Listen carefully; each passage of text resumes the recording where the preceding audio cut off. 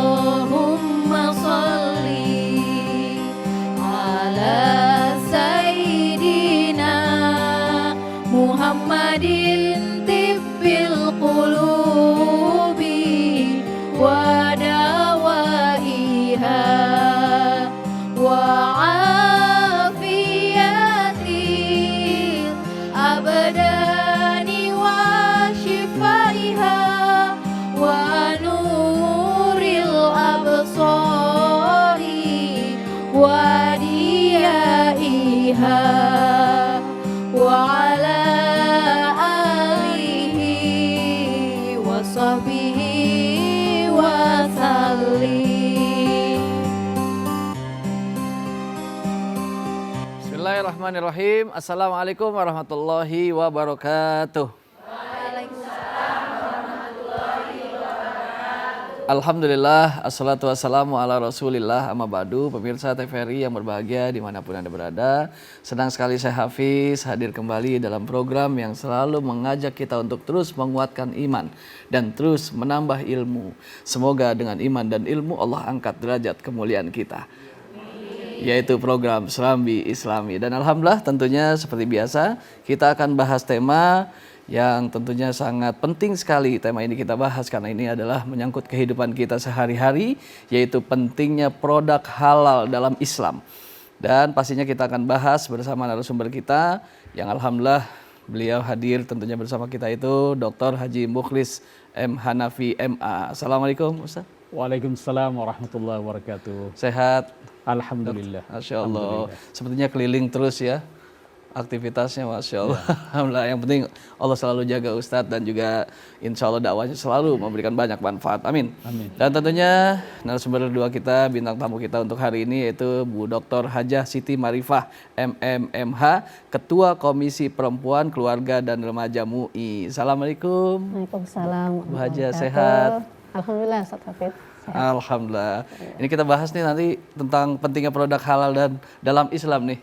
Udah siap ya? Baik. Penting. Baik, dan tentunya bersama Ustadz Mahfuzul Khuluki yang selalu bersahaja nih, kalem tapi Masya Allah memberikan suara bacaan Al-Quran yang begitu indah buat kita di pemirsa Serambi Islami. Baik, dan tentunya kali ini bersama Bunda dari Majelis Taklim Al-Muta'amal Bandung, pimpinan Ibu Hajah Rohyati. Assalamualaikum Ibu. Waalaikumsalam warahmatullahi wabarakatuh. Alhamdulillah, sehat sadayana. Alhamdulillah. Masya Allah, luar biasa. Baik, kita akan bahas ya. Bahas tema kita yaitu pentingnya produk halal dalam Islam. Dan langsung saja ini, silakan kepada Pak Dr. Mukhlis Hanafi, seperti apa tuh pentingnya produk halal dalam Islam? Bismillahirrahmanirrahim. Alhamdulillah, salatu wassalamu ala rasulillah wa ala alihi wa ashabihi wa man walah wa ba'd. Pemirsa TVRI dimanapun Anda berada, pagi ini kita akan berbicara tentang produk halal yang kalau kita lihat di dalam Al-Quran, banyak sekali kita temukan petunjuk-petunjuk yang membuktikan bahwa Islam itu adalah agama yang sangat memperhatikan. Bahkan kalau kita lihat, agama Islam itu diturunkan kepada umat manusia untuk menjaga antara lain adalah keberlangsungan hidup dan jiwa manusia. Itu kalau kita lihat komponen maqasidus syariah, diantaranya itu adalah memelihara keberlangsungan hidup dan jiwa manusia. Oleh karenanya ajaran Islam itu tidak hanya melulu tentang ibadah sholat, ya, hubungan kita dengan Allah Subhanahu wa Ta'ala, tetapi juga menata kehidupan umat manusia secara umum, termasuk apa yang digunakan, apa yang dikonsumsi oleh umat manusia. kita tahu manusia itu terdiri dari dua unsur. Ada unsur jasmani, ada unsur rohani. Karena dia tercipta dari unsur tanah atau debu yang kemudian ditiupkan ruh. Dua unsur ini memerlukan asupan. Yang bersifat rohani, asupannya itu adalah nilai-nilai spiritualitas. Ibadah kita, zikir-zikir kita kepada Allah Subhanahu wa taala yang dikatakan ala bi zikrillahi tatmainnul qulub. Ini adalah asupan jiwa atau ruhani, unsur spiritual. Sementara yang bersifat jasmani itu juga perlu asupan. Maka ada santapan rohani, ada santapan jasmani. Makanan yang kita konsumsi sehari-hari. Dua unsur ini sangat diperhatikan dalam Islam. Untuk menjaga asupan ruhani, kita diperintahkan, dianjurkan untuk berzikir, beribadah kepada Allah Subhanahu wa taala. Dan untuk menjaga asupan jiwa kita ini, apa yang kita konsumsi, yang kita makan, yang kita minum, yang kita gunakan ya. Termasuk bagi ibu-ibu, alat-alat kosmetika dan lain sebagainya, itu juga diberikan tuntunan. Nah, disinilah pentingnya kita berbicara tentang produk halal. Sebab kalau kita tidak hati-hati, itu akan menyebabkan aspek spiritualitas kita juga menjadi tidak sempurna. Nah, maka seruan untuk mengkonsumsi sesuatu yang halal itu pertama ditujukan di sini adalah untuk umat manusia. Baru nanti pada ayat selanjutnya, di ayat yang ke-172, khusus untuk orang-orang yang beriman. Ya ayyuhalladzina amanu. Nah, ini nanti kita akan dengarkan ayat tersebut dibacakan. Baik, terima kasih Bapak Dr. Mukhlis Hanafi. Masya Allah, awalan yang sangat luar biasa penjelasannya, tapi banyak sekali hal yang perlu kita ketahui. Dan pentingnya belajar adalah sesuatu hal yang kita tidak tahu, kita bisa menjadi tahu. Oleh karena itu jangan kemana-mana, nanti akan terus kita lanjutkan, tetap bersama kami di Serambi Islami.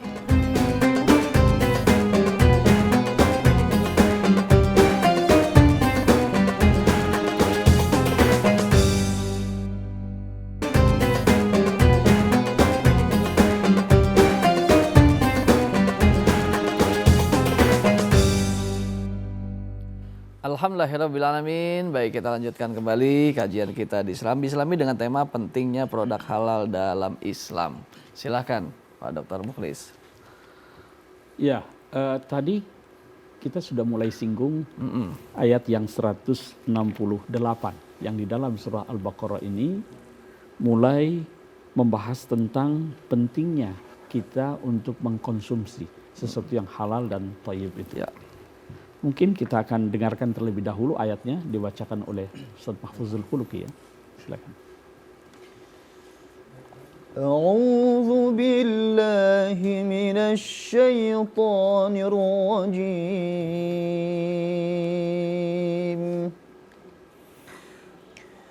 Bismillahirrahmanirrahim. Ya ayyuhan nasu kulu mimma fil ardi halalan tayyiban wa la tattabi'u khutuwatis syaitan innahu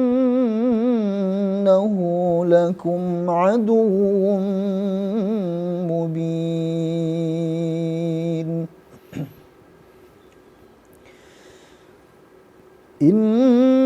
Innama ya'murukum bis-su'i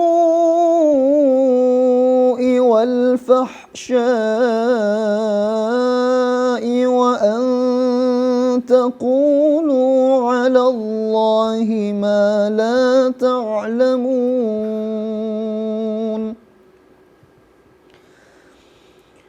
وإذا قيل لهم اتبعوا ما أنزل الله قالوا بل نتبع ما ألفينا عليه آباءنا أولو كان آباؤهم لا يعقلون شيئا ولا يهتدون صدق الله العظيم. Aku berlindung kepada Allah dari godaan syaitan yang terkutuk dengan menyebut nama Allah yang Maha Pengasih lagi Maha Penyayang. Wahai manusia, makanlah sebagian makanan di bumi yang halal lagi baik, dan janganlah mengikuti langkah-langkah setan. Sesungguhnya ia bagimu merupakan musuh yang nyata. Sesungguhnya setan hanya menyuruh kamu untuk berbuat jahat dan keji, serta mengatakan tentang Allah apa yang tidak kamu ketahui.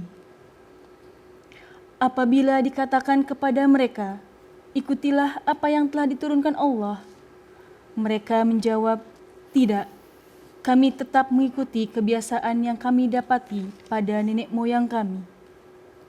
Apakah mereka akan mengikuti juga, walaupun nenek moyang mereka itu tidak mengerti apapun dan tidak mendapat petunjuk?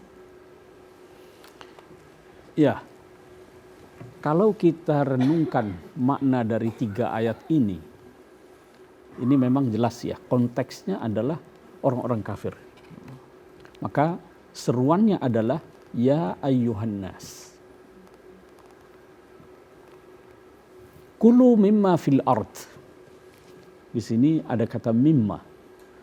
Semua yang ada di muka bumi ini diciptakan oleh Allah untuk manusia. Ya, untuk dikonsumsi. Allah menjadikan tumbuh-tumbuhan, binatang-binatang itu adalah sumber pangan bagi manusia. Tetapi yang diperintahkan kepada kita untuk dimakan itu sebagiannya saja. Mimma, sebagian dari apa? Artinya ada jenis tumbuhan atau binatang yang diciptakan oleh Allah Subhanahu wa taala bukan untuk dikonsumsi, tapi untuk menjaga keseimbangan ekosistem alam semesta ini. Ular misalnya. Ada beberapa jenis serangga. Itu yang tidak boleh konsumsi bukan berarti dia tidak bermanfaat, tapi dia bermanfaat untuk makhluk-makhluk yang lain, menjaga ekosistem alam semesta ini. Jadi yang dikonsumsi itu adalah sebagian yang Allah ciptakan di sini. Halalan thayyiban. Nah, ini harus dijaga. Halal itu adalah sesuatu yang dibolehkan oleh agama.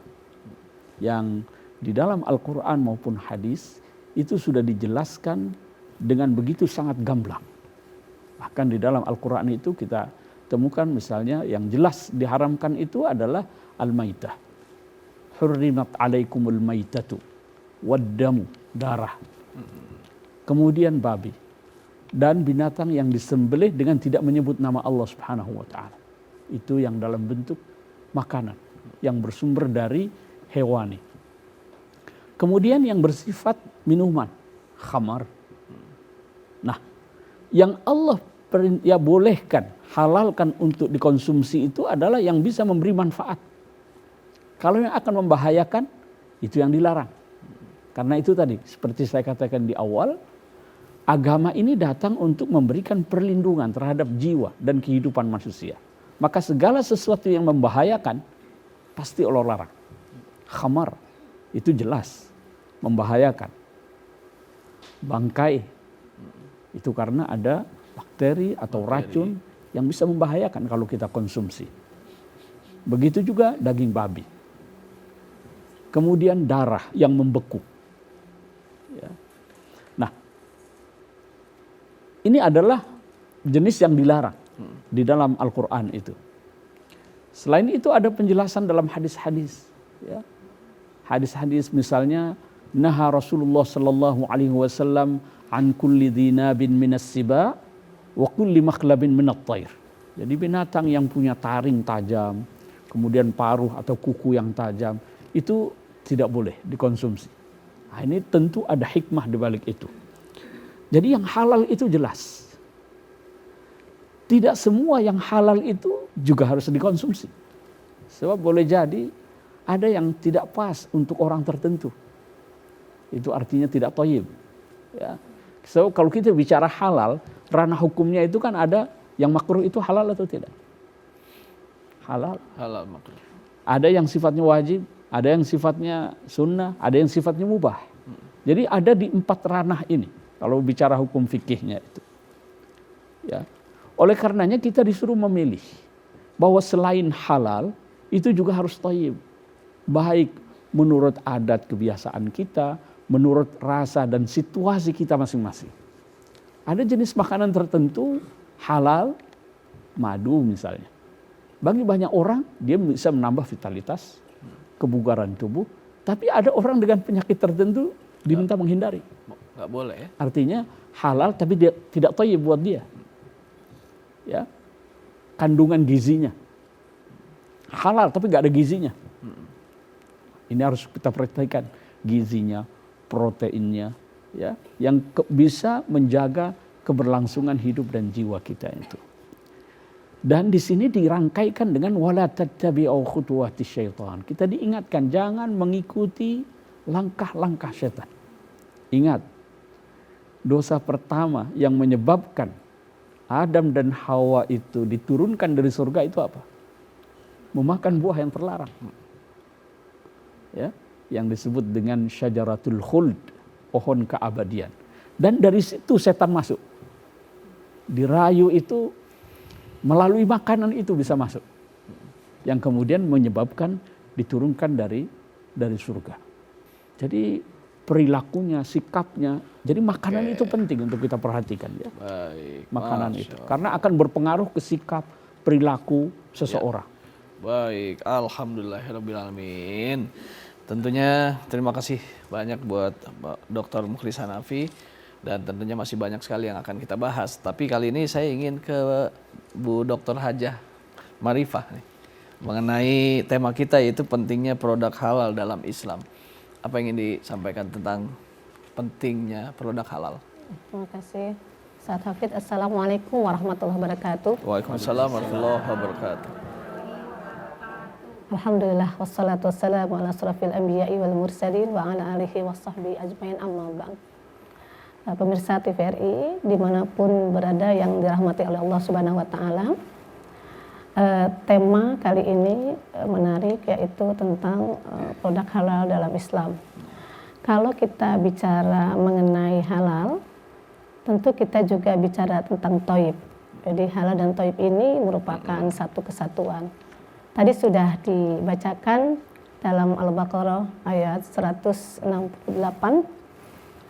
di mana itu mengandung seruan ya ayyuhan nasu kulu mimma fil ardi halalan thayyiban wa la tattabi'u khutuwatis syaitan innahu lakum aduwwum mubin. Di situ dijelaskan bahwa hai manusia, makanlah yang ada di bumi yang halal dan baik dan janganlah menuruti langkah-langkah setan. Juga terdapat juga banyak sebenarnya, tapi ada juga yang mungkin saya ingin sampaikan yang ada di dalam Al-Maidah ayat 88. Bismillahirrahmanirrahim. Wa kulu mimma razaqakumullahu halalan thayyiban wattaqullaha allazi antum bihi mu'minun. Ya. Itu di dalam surah Al-Maidah ayat 88, di mana disampaikan bahwa makanlah apa yang telah Allah rizkikan kepadamu yang halal dan baik, dan bertakwalah kepada Allah ya, engkau sebagai seorang yang beriman ya, ini bertakwa kepada Allah Subhanahu wa Ta'ala. Jadi kalau melihat mengenai makanan halal dan thayyib ini, saya mungkin ingin menyampaikan beberapa hal. Pertama, kenapa kita harus memakan atau mengkonsumsi yang halal dan thayyib? Tetapi ini tidak saja hanya makanan, tetapi juga selain zatnya juga prosesnya dan juga bagaimana cara memperolehnya. Itu adalah dalam rangkaian halal dan thayyib. Yang pertama adalah menguatkan keimanan kita kepada Allah Subhanahu wa taala. Karena dengan mengkonsumsi yang halal dan thayyib ini artinya kita memohon izin kepada yang menciptakan kita apa yang masuk ke dalam tubuh kita dan bagaimana masuk ke dalam tubuh kita tentu atas ridho dari Allah Subhanahu wa taala. Oleh karenanya, ibu-ibu sekalian, biasanya kalau kita memulai sesuatu ya, kemudian kita juga memakan sesuatu, biasanya kita mulai dengan membaca Bismillahirrahmanirrahim. Itu adalah sebagai bentuk penguatan keimanan kita, memohon izin kepada Allah apa yang masuk supaya itu menjadi makanan-makanan atau hal yang dihalalkan oleh Allah Subhanahu wa taala. Nah, yang kedua, makanan halal dan thayyib ini juga sangat penting di dalam rangka tadi sudah disinggung oleh Pak Yai Khalis bahwa bagaimana agar hubungan kita dengan Allah itu tanpa halangan, tanpa perantara. Artinya doa-doa yang kita sampaikan, yang kita panjatkan diterima oleh Allah Subhanahu wa taala. Jadi ini sebagai satu wasilah makanan dan hal yang halal dan thayyib ini menjadi wasilah kita agar doa-doa kita sampai ke hadirat Allah Subhanahu wa taala. Sehingga di situ bagaimana ibu-ibu misalnya berangkat ke Mekah untuk haji, umroh dan mencari tempat yang mustajab untuk berdoa, tetapi itu tidak cukup.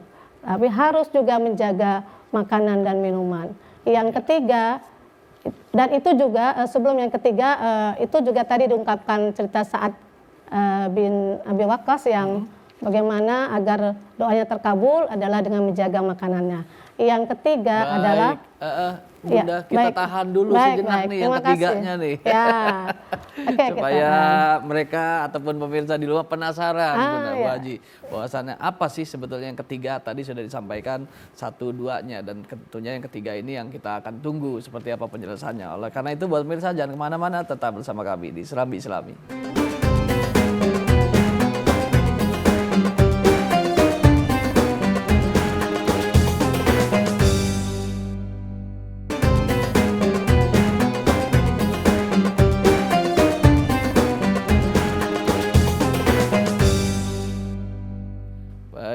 Alhamdulillahirrabbilalamin, tentunya sangat menarik sekali kajian kita hari ini, pentingnya produk halal, dan sangat semangat sekali nih Bu Hajah untuk menjelaskan bahwasannya doa-doa kita juga ternyata bisa mudah dijabah oleh Allah kalau kita juga menjaga makanan yang kita makan gitu ya. Kalau makanan yang selalu dimakan halal insya Allah akan mudah dijabah, tapi kalau haram bisa jadi terhalang doa kita sampai kepada Allah. Lalu apalagi tuh Bu Hajah? Oh, yang ketiga tadi ya? Yang tertunda. Ya lanjut.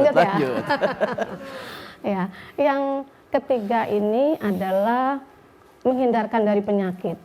Jadi kalau makanan itu halal dan thayyib artinya memenuhi aspek syar'i dan juga aspek kesehatan, gizi ya, sehingga tidak merusak tubuh dan juga akal.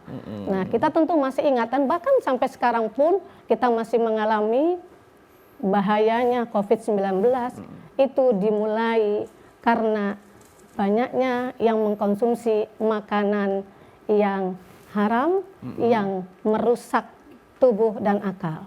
Dan akibatnya luar biasa di seluruh dunia. Nah, itu hasil penelitiannya demikian. Salah satu penyebabnya adalah dikonsumsinya makanan yang haram, yang tidak layak untuk dimakan sebagaimana lazimnya.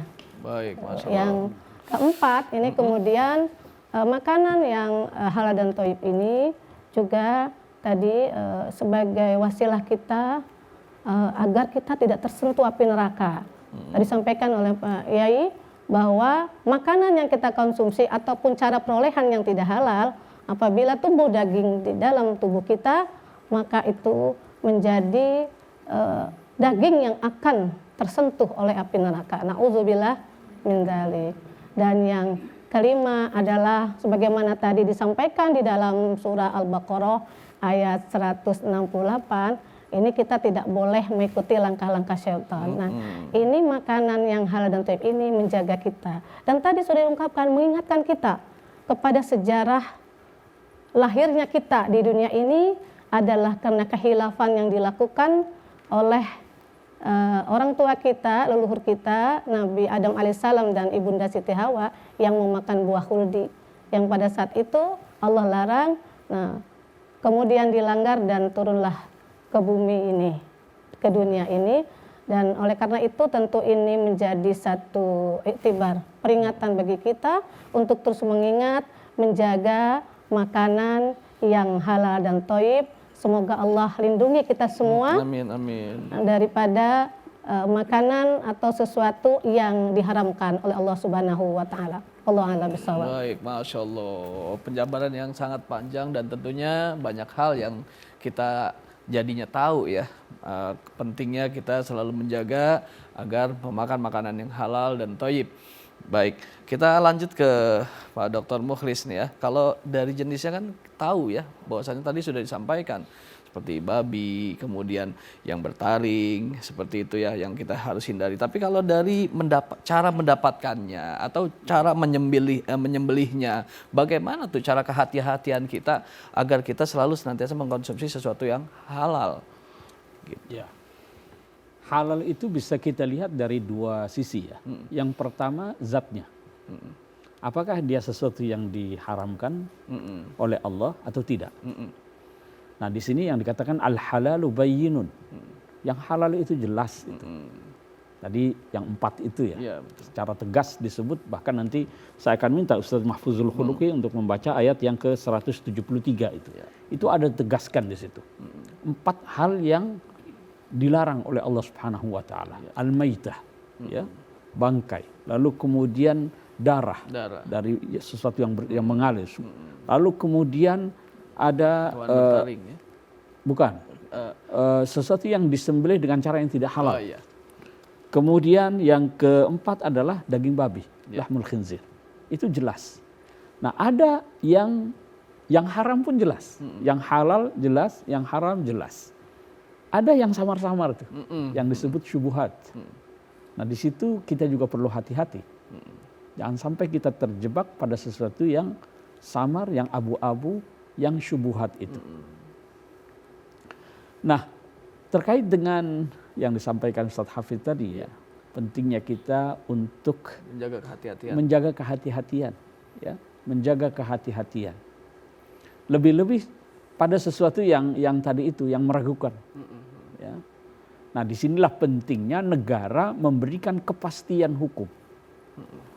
Maka kemudian di kita ini ada yang namanya Badan Penyelenggara Jaminan Produk Halal. Itu gunanya adalah untuk memberikan kepastian kepada konsumen. Ya. Nah dari segi zatnya itu jelas. Ada unsur-unsur yang membahayakan atau tidak. Unsur-unsur yang dilanggar atau tidak dari hukum-hukum agama. Dari segi cara, yang kedua dari segi cara perolehannya. Dari hasil mencuri, pasti itu tidak halal.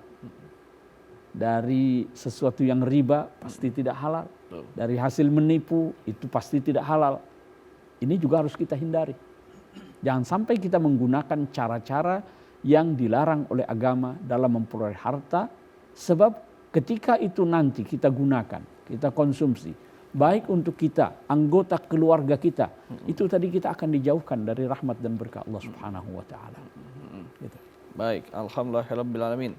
Lah ke Bu Hajah lagi nih. Apa nih upaya-upaya dari lembaga yang tadi sudah disebutkan, Badan Penjamin Produk Halal ya, untuk menyatakan bahwasannya produk ini halal dan kemudian baru bisa di-share ataupun bisa dijual di masyarakat. Upaya apa tuh yang? Badan penyelenggara jaminan Badan Penjamin. Penyelenggara jaminan produk halal. Ya, Badan Penyelenggara Jaminan Produk Halal. Ini memang untuk memberikan kepastian dan ketenangan ya, khususnya juga kepada umat Islam, tapi sesungguhnya juga tidak hanya kepada umat Islam, tetapi juga untuk produsen ya, karena halal ini kan sudah merupakan lifestyle. Artinya sebagai satu negara yang mayoritas Muslim dan juga memberikan pelayanan ya, public service tentu akan memberikan rasa aman dan tentram bila ada jaminan terhadap produk halal. Jadi maka ada sertifikasi produk halal yang dikeluarkan, di mana itu juga bersama dengan Komisi Fatwa Majelis Ulama Indonesia yang mengeluarkan fatwa terkait tentang kehalalannya. Betul. Jadi badan ini terkait dengan pendaftaran, pengawasan ya, tetapi di dalam melakukan proses sertifikasi dalam konteks prinsip syariahnya ini tetap juga bersama dengan Komisi Fatwa Majelis Ulama Indonesia. Dan juga sekarang ini alhamdulillah dengan adanya undang-undang penjaminan jaminan halal, dan sekarang juga sudah masuk kepada undang-undang Cipta Kerja di mana persoalan produk halal ini, sertifikat halal ini tidak lagi dia voluntary tetapi mandatory. Wajib hukumnya kepada seluruh produsen. Jadi tidak hanya dirasakan oleh umat Islam, tentu kalau produsen ini mengurus sertifikasi halal produknya, tentu produk ini akan lebih bisa digunakan oleh seluruh lapisan. Dan mengenai sertifikasi halal ini bukan hanya mayoritas dimiliki oleh orang-orang Muslim, di beberapa negara non-Muslim juga sudah melakukan itu. Seperti juga ada rumah sakit yang Muslim friendly, yang dimana makanannya juga belum lama di Taiwan saya juga lakukan itu tersertifikasi halal untuk makanannya. Jadi sehingga pasien juga merasa aman dan tentram. Baik, secara level usahanya apakah ada level-level tertentu yang harus melaporkan ataupun mensertifikasi produk halalnya, atau misalnya yang sekedar homemade masih boleh dia tidak melaporkan produk bahwasanya itu adalah produk yang memang benar-benar halal, jadi tidak harus ke MUI atau seperti apa tuh? Ada nggak tingkat levelnya? Seluruh Semua, seluruh produk ini kan kalau ingin dikonsumsi publik tentu orang selalu menanyakan sudah tersertifikasi halal tidak. Tetapi ada beberapa langkah. Sekarang ini kan PPJPH juga sudah mengumumkan adanya sertifikasi halal yang gratis tentu untuk pelaku UMKM yang dia memiliki omset yang mungkin 5 juta ke bawah begitu ya. Jadi juga ada beberapa yang dilakukan misalnya juga dengan BI ya, LPDB juga Kemenkop itu juga menyelenggarakan pemberian sertifikasi halal untuk para pelaku UMKM yang asetnya tadi masih kecil. Jadi ada solusi di dalam tapi intinya bagaimana sertifikasi halal ini dilakukan itu menjadi sebuah mandatory. Gitu. Tentu kewajiban kita, tentu lembaga-lembaga ada yang membantu untuk bisa ini dilakukan karena itu juga menyangkut tadi produknya ya. Baik. Alhamdulillahirobbilalamin. Penting sekali nih ya buat pengusaha ataupun produsen-produsen yang memang saat ini sedang melaksanakan sebuah usaha ataupun wirausahanya, dan sangat penting sekali kita mengutamakan kehalalan dari produk yang kita ingin pasarkan. Baik, dan kita kembali lagi pada Ustadz dan kita akan dengarkan juga nih pembacaan ayat suci Al-Quran oleh Ustadz Mahfuzul Huluki. Silakan. A'udzu billahi minasyaitonir rajim. Ya ayyuhalladzina amanu kulu min thayyibati ma razaqnakum كلوا من طيبات ما رزقناكم واشكروا لله إن كنتم إياه تعبدون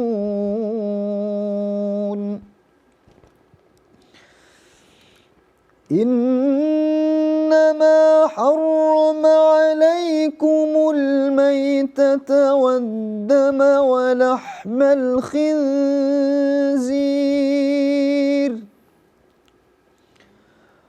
وما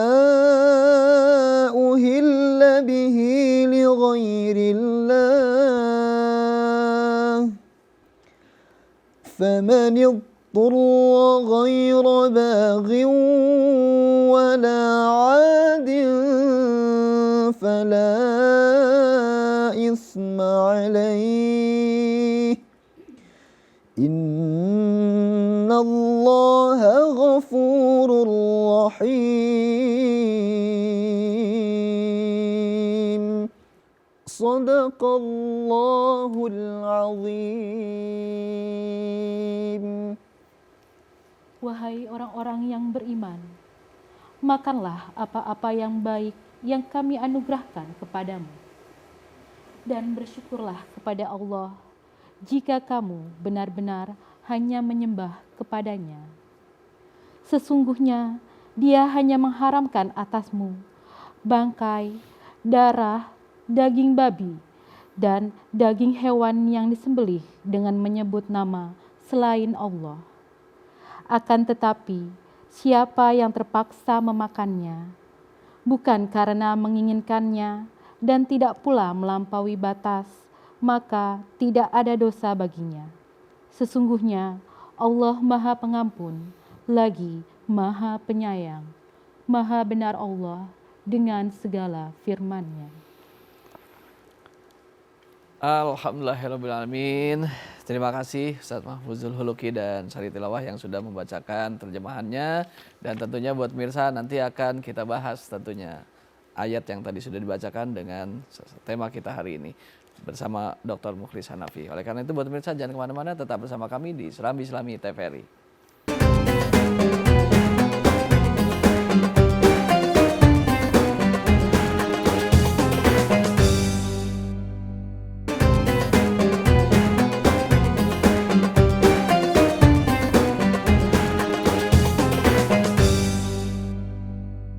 Alhamdulillahirrahmanirrahim. Terima kasih buat pemirsa TVRI yang masih setia di Serambi Islami, dan langsung saja kita akan mendengarkan penjelasan dari ayat yang sudah dibacakan oleh Ustaz Mahfuzul Huluki, dan silakan Pak Dr. Mukhlis. Ayat 172 surah Al-Baqarah yang dibacakan tadi itu konteksnya adalah orang-orang yang beriman. Ya ayyuhalladzina amanu. Maka di sini tidak disebut lagi bahwa yang diperintahkan untuk dikonsumsi itu adalah yang halal, karena seorang yang beriman mesti sudah tahu.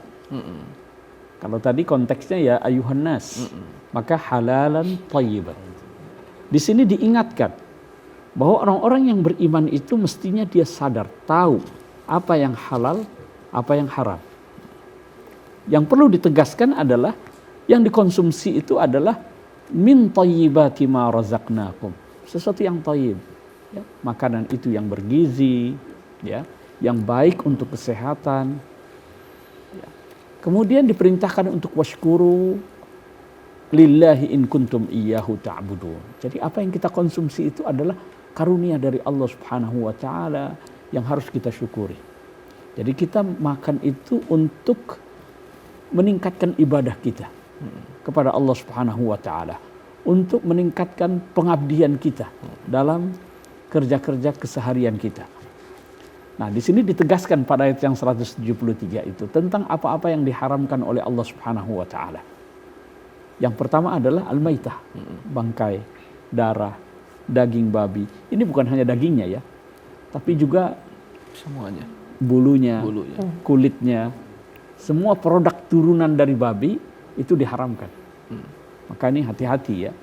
Bukan hanya dalam makanan yang kita konsumsi, tapi juga obat-obatan.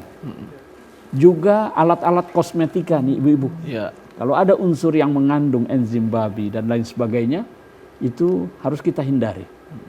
Nah, dalam hal ini MUI misalnya sudah mengeluarkan beberapa fatwa ya yang terkait dengan jenis obat-obatan, kosmetika yang mengandung unsur babi. Wa ma uhilla bihi li ghairillah. Jadi hewan yang disembelih dengan cara tidak menyebut nama Allah. Ini juga menjadi perhatian ya para praktisi di bidang halal terkait dengan sembelihan. Ya, ini karena sangat dekat sekali dengan kita ya. Kita semua senang bakso, makan daging dan lain sebagainya. Kita harus hati-hati. Sebab sekarang terutama daging-daging yang diimpor ya dari negara-negara yang non muslim misalnya. Di barat itu ada kecenderungan orang untuk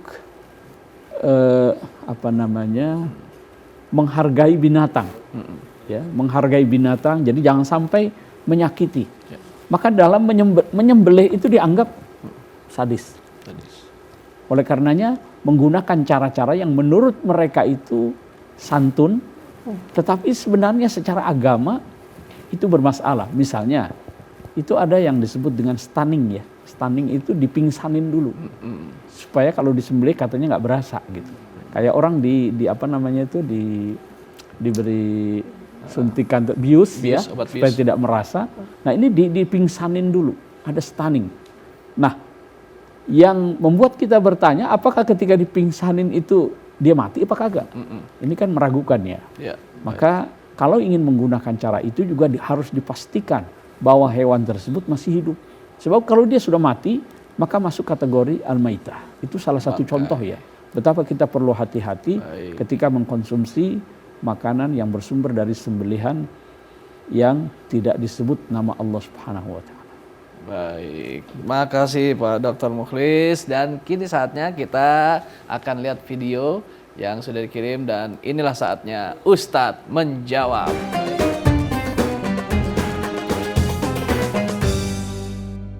Assalamualaikum warahmatullahi wabarakatuh. Saya Cahya dari Palembang.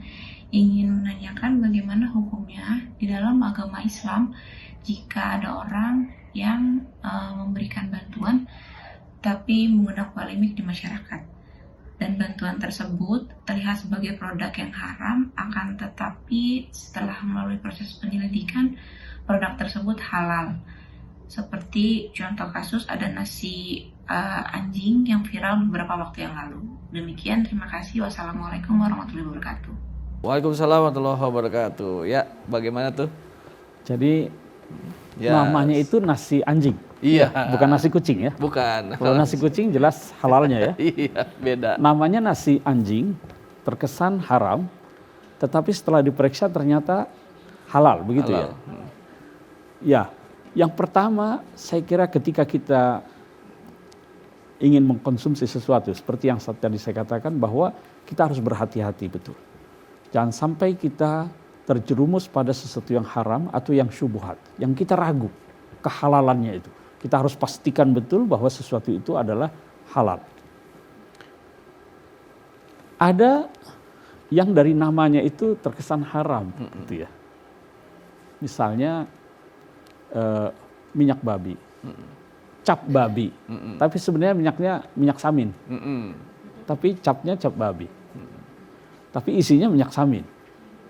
Nah, nama itu juga penting ya. Makanya dulu pernah difatwakan itu ya, untuk makanan tertentu yang menggunakan nama-nama yang hewan yang tidak baik ya, itu tidak diberi label halal itu oleh MUI itu. Ya. Karena nama itu juga ya apalah arti sebuah nama, tapi nama dalam Islam itu punya makna tersendiri. Ya. Itu bisa membangkitkan optimisme. Oleh karenanya janganlah memberi nama sesuatu yang halal hanya sekedar untuk viral, pakai nama yang dilarang oleh agama. Ya. Baik. Kalau makanannya itu sendiri halal, tapi penggunaan nama itu hendaknya dihindari. Ya, apalagi cuma sekedar untuk viral dan lain sebagainya. Ini yang harus kita hindari ya. Saya kira itu. Baik, alhamdulillah. Itu tadi jawabannya dan terima kasih Pak Dr. Mukhlis. Dan kita akan serahkan lagi kepada jamaah nih. Kita akan serahkan kepada jamaah yang mau bertanya. Yang bertanya siapa Ibu? Assalamualaikum warahmatullahi wabarakatuh. Waalaikumsalam warahmatullahi wabarakatuh. Nama saya Ibu Hajah Rohyati dari Majelis Talim Al-Muta'amal Ciraten, Bandung. Saya bertanya Pak Ustadz mengenai halal ya. Tapi itu bertanya seperti beli ayam potong dari pasar. Tapi apakah itu halal atau apa gitu. Soalnya kan foto ayam potong itu nggak tahu kan itu teh atau pakai bismillah atau pakai doa atau pakai apa. Saya minta penjelasannya Baik. dari Bapak Ustadz, dari Ibu Dokter. Baik. Assalamualaikum Ya. warahmatullahi wabarakatuh. Waalaikumsalam Waalaikumsalam warahmatullahi wabarakatuh. Ya, terima kasih Ibu Royati. Ustazah? Ustazah? Ya, silakan. Silakan Oh Ustaz. ya, Ya. ya. Memang ini kan di kita mayoritas Muslim ya. Pedagang-pedagang itu juga banyak yang Muslim ya. Jadi memang idealnya seperti dikatakan Ustazah tadi itu ya, bahwa setiap pedagang itu memberikan kepastian hukum ya. Harus dia punya label halalnya lah. Cuman kan kita tahu lah itu belum membudaya di masyarakat kita. Tapi kita perlu, di satu sisi kita perlu husnuzon juga ya. Selama dia Muslim, sembelihannya insya Allah halal ya. Selama itu. Dan kalau kita ragu, hindari Bu. Kalau kita ragu, hindari. Misalnya ada yang mencurigakan nih, bukan cuma cara penyembelihannya, mungkin di situ ditambahkan zat-zat pengawet yang membahayakan kita, hindari. Ya, ditambah formalin dan lain sebagainya. Itu halal tapi tidak thayyib, karena bisa merusak kesehatan kita. Bahaya ya. Jadi sesuatu yang sama yang meragukan tinggalkan. Ya. Baik. Dan kalau memang terpaksa ya kul semillah. Jadi baca bismillah makan. Baik. Alhamdulillah. Mungkin itu ayam iren kali Bu. Jadi nama yang penjualnya bukan tiren. Ya, Ustazah ada yang ingin ditambahkan? Silakan. Saya rasa sebenarnya cukup ya pertanyaannya Bu Royati. Bu Royati. Itu memang ini ibu-ibu ya, masalah ibu-ibu di pasar. Jadi kalau kita mengalami itu, pertama mungkin jika dimungkinkan yang biasa kita kenal. Artinya penjualnya ini kan kita tiap hari belanja ya, kita tahu cara dia di mana dia mengambil. Misal rumah potong hewannya sudah memiliki sertifikasi halal, ya, banyak sudah RPH yang sudah memiliki itu, dan ataupun memang yang kita tahu kesehariannya. Tetapi memang jika tidak dimungkinkan, kita tahu mengenai prosesnya, kemudian tadi dikhawatirkan juga ada bercampur tadi yang membahayakan. Ya tadi kita harus dengan mengucapkan Bismillah, kan memang begini. Jadi memang di dalam mengambil yang halal ini, pertama memang idealnya yang sudah bersertifikasi halal. Tetapi bila mana itu tidak ada, maka kemudian kita mengambil yang halal zatnya, gitu ya, halal bendanya. Nah, jika itu tidak ada pun, nanti barulah tahap berikutnya. Jika memang itu ada ternyata di kemudian ini, maka tadi caranya ya kita makanya di dalam sholat selalu taubat minta ampun jika ada makanan-makanan yang kiranya masuk ke dalam tubuh kita berasal dari yang haram, kita mohon Allah memberi ampunan kepada kita. Baik. Terima kasih Bu Dr. Haja yang sudah menjawab. Ibu Royati, terima kasih ya. Iya, baik. Tentunya tadi sudah disampaikan juga, kita tetap harus husnuzon juga kepada pedagang-pedagang yang memang ada di sekitar kita. Ya, semoga mereka juga harus bertanggung jawab apa yang didagangkannya. Dan kalau memang jelas-jelas itu halal, ya insya Allah mudah-mudahan halal. Tapi kalau memang itu haram, ya tentunya janganlah. Mudah-mudahan semua dan yang ada di lingkungan kita semuanya bertanggung jawab apa yang dipasarkan dalam kehidupan kita. Mudah-mudahan bermanfaat. Dan buat pemirsa, kita lanjutkan lagi, tapi jangan kemana-mana, tetap di Serambi Islami TVRI.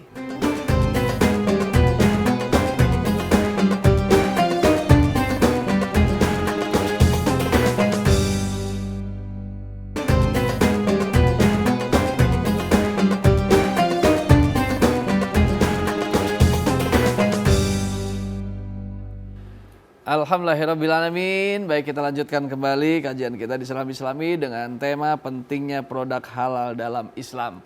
Dan masih di segmen Ustadz Menjawab. Baik. Ini ada pertanyaan dari IG, kami tujukan kepada Mbak Dr. Mukhlis Hanafi nih. Nah, ini kan pertanyaan gini Ustadz. Mengapa Allah menciptakan babi sedangkan daging babi haram untuk dimakan? Nah, gimana tuh? Iya. Yang diperintahkan oleh Allah untuk kita konsumsi adalah mimma fil ard, sebagian dari yang Allah anugerahkan kepada kita ini. Seperti saya sampaikan di awal tadi bahwa tidak semua yang ada di alam semesta ini kita konsumsi. Karena ada jenis hewan dan tumbuhan tertentu yang Allah ciptakan untuk menjaga keseimbangan ekosistem kita ini. Ya, seperti ular, babi. Selain sejauh ini memang ada banyak penelitian yang katanya babi itu mengandung Cacing pita. Ya ada yang sebut cacing pita, bakteri, kuman dan lain sebagainya. Itu adalah salah satu penemuan ya manusia. Kita tidak tahu apa dibalik rahasia Allah mengharamkan daging babi. Sebab sekarang ini dalam ilmu kedokteran ternyata banyak juga manfaatnya. Tapi sekali lagi kita sebagai seorang Muslim, kita harus taat kepada apa yang dilarang oleh Allah Subhanahu wa Ta'ala. Terlepas dari akal manusia itu sampai kepada hikmah di balik itu atau tidak, selama Allah dengan tegas mengharamkannya, harus kita hindari. Yang pasti ada hikmah di balik itu. Nah, Allah ciptakan babi misalnya. Boleh jadi karena ada jenis tertentu misalnya di hutan dan lain sebagainya, yang dengan keberadaan babi itu bisa terjaga. Ya. Tapi dia bukan untuk dikonsumsi. Dia bermanfaat untuk makhluk yang lain. Pasti ada hikmah di balik itu, terlepas dari akal manusia itu sampai atau tidak kepada hikmah diharamkannya. Yang pertama kita sebagai seorang mukmin adalah menerima perintah dan larangan Allah untuk kita laksanakan. Baik, alhamdulillahirrahmanirrahim. Pada Bu Dr. Hajah nih, Dr. Hajah Marifah, saya ingin bertanya, kalau seandainya ada yang nakal gitu ya Bu Hajah, ini produk-produk haram, tapi dia mengemasnya dan kemudian memberikan packagingnya adalah ini produk yang halal, itu sebetulnya melanggar hukum pastinya nggak? Atau bagaimana tuh sanksinya? Melanggar hukum, artinya kan ada undang-undang perlindungan konsumen. Betul. Nah, artinya kalau itu dari sisi regulasi ya. Yeah. Ya tentu kalau dari sisi hukum agamanya juga berdosa. Tapi dari sisi regulasi kita punya undang-undang perlindungan konsumen. Jika ada orang yang tadi itu sudah unsurnya masuk pidana bahkan penipu kan, karena tidak yang seharusnya yang diberikan itu tidak sama begitu kan, itu membohongi publik ya, masyarakat, apalagi itu barang yang haram yang dilarang oleh agama tapi dicantumkan atau dibeli labeling misalnya halal. Jadi itu dua sekaligus itu sanksinya. Sanksinya secara hukum negara dan juga tentunya hukum Allah Subhanahu wa Ta'ala. Baik, sampai melakukan ini masih banyak cara mendapatkan rezeki yang halal. Baik, pengaruh nggak sih ini Ustazah ya, hidup kita tuh seperti kayak apa ya, mungkin pasangan hidup jadi berantem mulu, kemudian atau pekerjaan jadi masalah terus, itu dipengaruhi karena kebiasaan mengkonsumsi hal-hal yang haram, itu berpengaruh tidak sih? Iya, seperti tadi Pak Musi sampaikan tuh, kalau tumbuh daging tuh dari yang haram itu kan, itu kan lebih kepada ke hati ya, karena hati yang karena makanan dan sumber yang tidak halal itu kan sebetulnya tidak mendatangkan ketentraman di hati, kemudian itu akan tervisualisasi di dalam perilaku. Kehidupan. Ya, dengan kehidupan. Baik, jadi benar-benar harus dijaga banget ya pola makan kita yang halalan thayyiban. Dan kita sekarang lihat video. Ya, saatnya Ustadz menjawab. Video berikutnya yang akan kita lihat adalah pertanyaannya seperti apa, silakan. Assalamualaikum warahmatullahi wabarakatuh. Perkenalkan, nama saya Andika Fadli, asal dari Tangerang.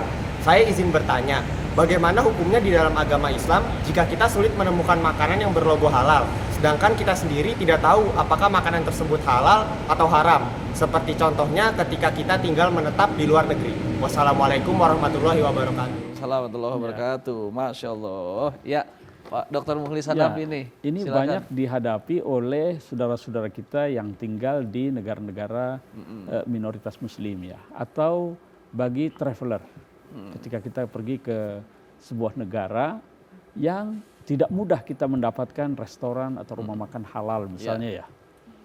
Nah, dalam situasi seperti ini, sekali lagi dalam hal mengkonsumsi makanan kita harus sangat hati-hati. Pastikan betul ini halal atau haram.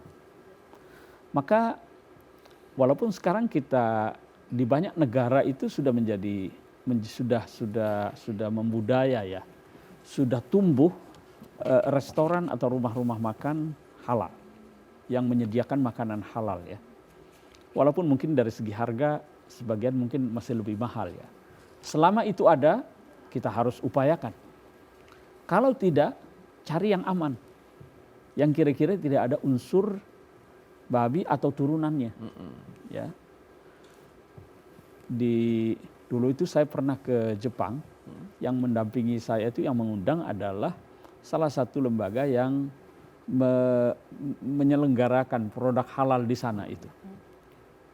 Di Jepang juga belum banyak masih ya, walaupun ada. Ketika sampai di satu kota, kemudian saya tanyakan, ini kok nggak ada logo halalnya gimana? Di sana kan banyak makanan ikan ya, ikan. Dia bilang katanya sudah Bismillah saja. Jadi selama itu tidak jelas-jelasan mengandung barang haram, kawan saya itu dia juga alumni dari Al-Azhar ya, dia katakan tidak apa-apa. Dia bilang begitu. Tapi sekali lagi prinsip kehati-hatian itu penting. Pastikan bahwa itu tidak ada unsur yang jelas-jelas diharamkan oleh Allah Subhanahu wa taala. Kalau ragu, tinggalkan. Banyak pilihan ya yang saya kira ya kalau telur itu pasti halal lah. Kan gitu ya. Kalau ada yang jual beras, kalau kita traveling nggak ada ya. Saya kira itu jelas-jelas halal ya. Baik, terima kasih Pak Dr. Mukhlis Hanafi.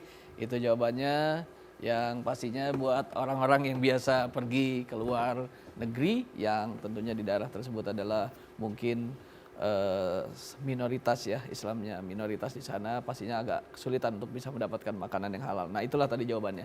Dan kita akan berikan kesempatan lagi buat bunda-bunda yang mau bertanya. Siapa yang mau bertanya Ibu? Ya silakan. Assalamualaikum Pak Ustadz. Ya.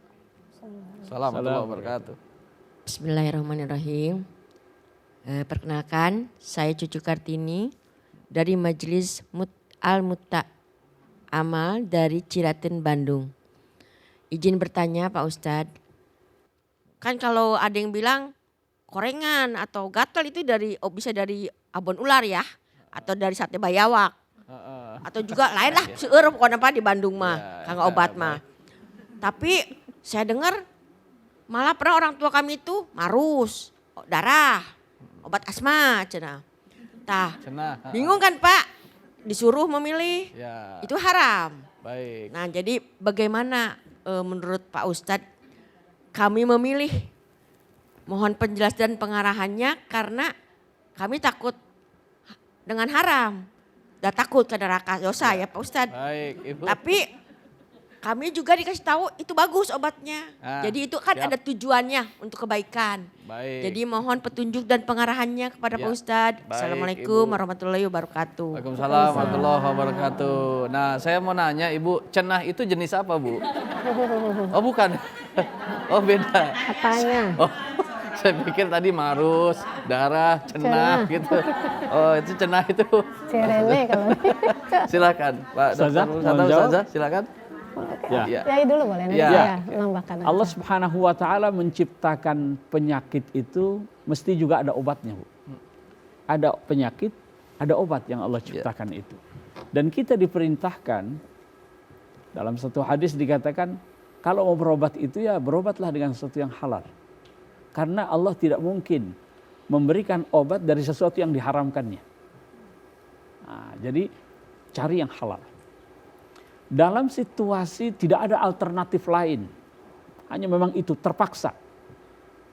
Terpaksa di sini dalam arti ya kalau tidak dengan itu akan mati misalnya, ya.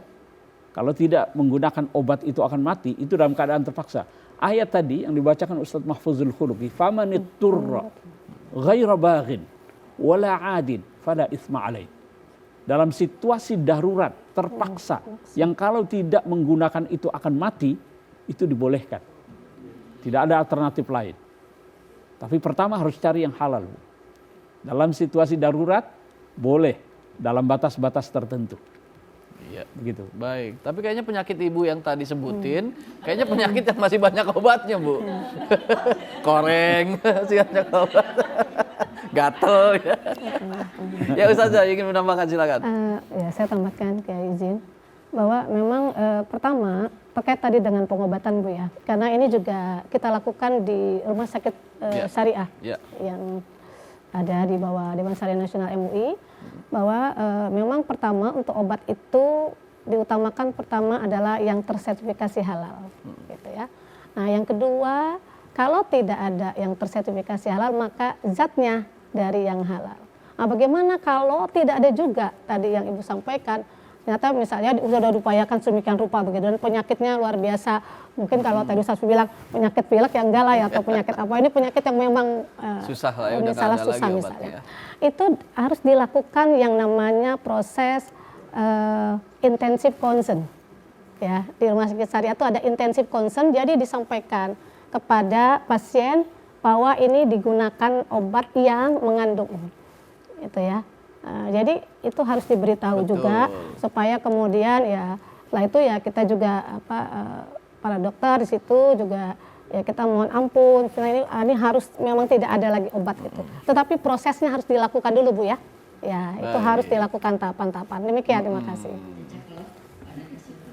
Ya, baik Ibu. Semoga korengnya cepat sembuh ya Bu.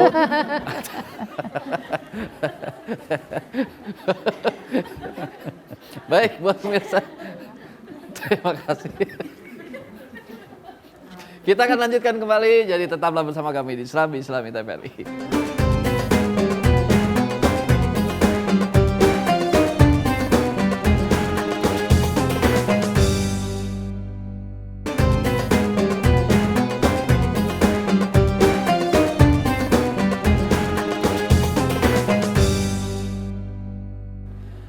Alhamdulillahirrabbilalamin. Terima kasih buat pemirsa TVRI yang masih setia sampai dengan di penghujung episode kali ini dengan tema kita yang sangat menarik dan sangat penting untuk kehidupan kita, yaitu pentingnya produk halal dalam Islam. Dan di akhir ini kita ingin juga mendapatkan kesimpulan dari para narasumber kita dan kira-kira apa yang bisa kita catat untuk kita amalkan dalam kehidupan kita, sesuatu yang kita bahas tadi bersama para narasumber. Yang pertama dari Bu Dr. Hajah Siti Marifah. Apa nih kesimpulan yang bisa disampaikan untuk jamaah dan pemirsa? Silakan. Ibu-ibu baik yang di studio maupun juga pemirsa TVRI di seluruh tanah air. Dari materi yang kita bahas tadi ini sangat penting bagaimana kita mengkonsumsi yang halal dan thayyib, tidak hanya zatnya saja, bentuknya saja, apakah itu makanan, tetapi juga prosesnya dan juga cara memperolehnya. Terutama ibu-ibu ini harus jaga suami ya Bu ya. Nah kalau bawa uang banyak, bawa bapak, jangan langsung terima aja ini ya. Nah ditanya ini yang nggak biasanya bawa sekian ini dari mana begitu ya. Supaya apa yang kita makan, yang kita konsumsi dan yang kita peroleh ini halalan thayyibah. Jadi agar tadi kita terhindar dari api neraka, agar doa-doa kita dikabulkan dan juga agar kita tidak mengikuti langkah-langkah syaitan. Mari kita menjaga asupan yang masuk ke dalam tubuh kita, baik itu yang kita makan maupun yang kita usahakan, semuanya berasal dari yang halal dan thayyib, agar kita senantiasa terjaga dan mendapat perlindungan dari Allah Subhanahu wa taala dan tidak ada halangan di dalam kita membangun hubungan hablum minallah dan juga hablum minannas. Terima kasih. Baik, alhamdulillah, terima kasih Bu Dr. Hajah Siti Marifah dan guru kita Kiai Mukhlis. Apa yang ingin disampaikan di akhir episode ini dengan sebuah kesimpulannya? Ya, dari pembicaraan kita yang cukup panjang tadi tentang pentingnya produk halal ya dalam kehidupan seorang muslim, ada beberapa yang bisa kita simpulkan. Yang pertama bahwa agama Islam itu datang untuk menjaga keberlangsungan hidup manusia dengan memelihara jiwanya, dengan memelihara hartanya, dengan memelihara kehormatannya. Dalam konteks itulah maka di dalam Islam kita temukan tuntunan yang mengatur tentang apa yang boleh dan yang tidak boleh untuk kita konsumsi. Yang kedua, yang kita konsumsi, yang kita gunakan itu bukan hanya halal secara agama dalam arti tidak melanggar ketentuan Allah, tetapi yang juga harus kita perhatikan bahwa sesuatu yang kita konsumsi itu adalah bermanfaat untuk tubuh kita ini. Atau dengan kata lain, baik untuk tubuh kita, baik untuk masyarakat kita dan keluarga kita. Kita harus perhatikan kandungan gizi dan proteinnya, ya, karena tidak semua yang halal itu harus kita konsumsi. Yang ketiga, pentingnya untuk berhati-hati dalam mengkonsumsi makanan, menggunakan obat-obatan, menggunakan alat-alat kosmetika itu. Semuanya adalah dalam rangka untuk menjaga suasana spiritualitas kita, termasuk agar doa-doa kita itu dikabulkan oleh Allah Subhanahu wa Ta'ala. Sebab ketika ada sesuatu yang tidak halal dalam makanan yang kita konsumsi, dalam kosmetika atau obat-obatan yang kita gunakan, ada sesuatu yang tidak halal, maka itu akan menjadi penghalang keterkabulan doa-doa kita. Demikian. Baik, alhamdulillahirrabbilalamin. Pimpin doa untuk kita, Ustaz, silakan. Ustaz Mahfuz, mungkin bisa dihantarkan kita untuk muhasabah zikirnya. Izin, Ustaz. Mari jamaah yang dirahmati Allah Subhanahu wa Ta'ala dan juga para narasumber yang terhormat, kita menundukkan kepala kita, tundukkan hati kita untuk senantiasa kita bermuhasabah dan juga kita bermunajat kepada Allah Subhanahu wa Ta'ala. Semoga ilmu yang didapatkan pada hari ini menjadi ilmu yang bermanfaat fid dunya wal akhirah. Amin ya rabbal alamin. Subhanallah walhamdulillah wa la ilaha illallah wallahu akbar wa la hawla wa la quwwata illa billahil aliyyil azim. Astaghfirullah rabbal baraya, astaghfirullah minal khataya, astaghfirullah. Ya Allah, ya Tuhan kami, pada hari ini kami bermunajat kepadamu ya Allah. Ampunilah segala dosa-dosa kami ya Allah, dosa ibu bapa kami ya Allah, dosa guru-guru kami ya Allah, dosa muslimin dan muslimat. Ya Allah, ya Tuhan kami, karuniakanlah kepada kami rezeki yang halal dan thayyib, dan juga makanan-makanan yang kami konsumsi ya Allah. Jagalah makanan kami ya Allah, jagalah minuman kami ya Allah, sehingga terhindar dari makanan-makanan dan minuman yang Engkau haramkan ya Allah. Ya Allah, ya Tuhan kami, karuniakanlah kepada kami orang-orang yang senantiasa menunjukkan untuk ketauhidan kami kepadamu ya Allah, dan juga orang-orang yang senantiasa menunjukkan kebaikan-kebaikan sehingga kami dalam langkah kami selalu dalam ridha-Mu ya Allah. Ya Allah, ya Tuhan kami, terimalah semua munajat kami ya Allah, terimalah semua doa-doa kami ya Allah, sehingga kami menjadi orang-orang yang selalu bersyukur. Astaghfirullah minal khataya. Allahumma salli wa sallim ala sayyidina wa habibina wa syafi'ina wa maulana Muhammad wa radiyallahu tabaraka wa ta'ala an kulli sadatina ashabi rasulillahi ajma'in. Bismillahirrahmanirrahim. Alhamdulillahi rabbil alamin. Hamdan yuwafi ni'amahu wa yukafi'u mazidah. يا ربنا لك الحمد كما ينبغي لجلال وجهك الكريم وعظيم سلطانك. اللهم صل وسلم على سيدنا محمد وعلى آل سيدنا محمد. اللهم اغفر لنا ذنوبنا ولوالدينا وارحمهم كما ربونا صغارا، ولجميع المسلمين والمسلمات والمؤمنين والمؤمنات الأحياء منهم والأموات. اللهم زدنا علما نافعا وفهما واسعا ورزقا واسعا وحلالا طيبا من غير تعب ولا نصب إنك على كل شيء قدير. ربنا تقبل منا إنك أنت السميع العليم وتب علينا إنك أنت التواب الرحيم. ربنا آتنا من لدنك رحمة وهيئ لنا من أمرنا رشدا. ربنا آتنا في الدنيا حسنة وفي الآخرة حسنة وقنا عذاب النار. وصلى الله على سيدنا محمد وعلى آله وصحبه وبارك وسلم. سبحان ربك رب العزة عما يصفون وسلام على المرسلين والحمد لله رب العالمين. Allah ya Rabbal Alamin. Terima kasih kepada Ustadz Mahfuzul Huluki yang sudah memimpin zikir dan juga doa untuk kita. Tentunya terima kasih pada narasumber-narasumber kita, yaitu Bapak Dr. Mukhlis Hanafi, Ibu Dr. Hajah Siti Marifah, dan juga terima kasih pada seluruh jamaah di studio dan juga pemirsa yang menyaksikan di Islami.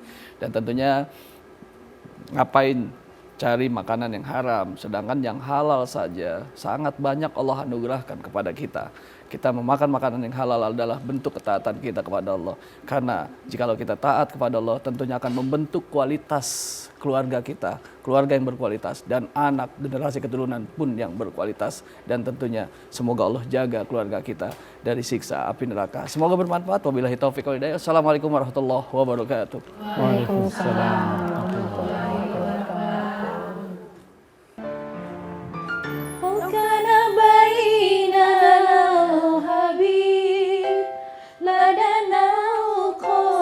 والقريب من طيبة قبل المغيب طالبا